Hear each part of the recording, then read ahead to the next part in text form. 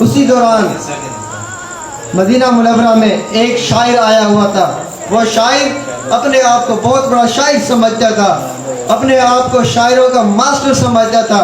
تو وہ سوچنے لگا کہ میں چند شعر پڑھ کے اعلیٰ حضرت کے سامنے پیش کرتا ہوں, اعلیٰ حضرت اس پر اپنی مہر لگا دیں گے تو میرے شعروں کی واہ واہ ہو جائے گی, بلے بلے ہو جائے گی.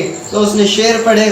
اسی دوران اسی وقت میں جو ہے سرکار مدینہ علیہ الصلوۃ والسلام کے روضہ مبارک کے سامنے 2 کھجور کے درخت ہوتے تھے. تو اس نے شعر پڑھے کہ درخت کب کھڑے ہیں روضہ شہ بالا کے سامنے, کہ درخت کب کھڑے ہیں روضہ شہ بالا کے سامنے, بلکہ مجنو کھڑے ہیں خیمہ لیلا کے سامنے.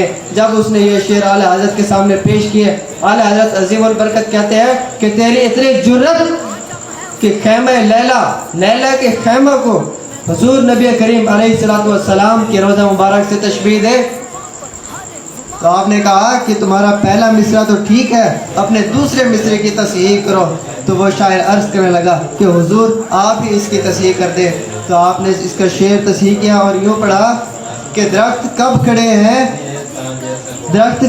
ہیں روضہ شہ بالا کے سامنے, قدسی کھڑے ہیں عرش معلیٰ کے سامنے.